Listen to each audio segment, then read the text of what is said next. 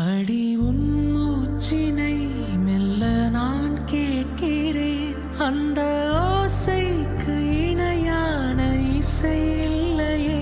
உந்தன் கூந்தல் மூடி கொஞ்சம் அசைகின்றது. அந்த அசைவுக்கு நடனங்கள் இணையில்லையே.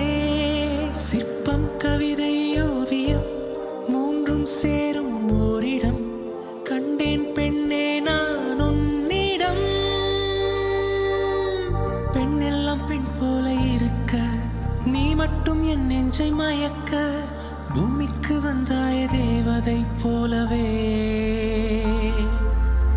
அடடா பிரம்மன் புத்திசாலி, அவனை விட நான் அதிர்ஷ்டசாலியோ.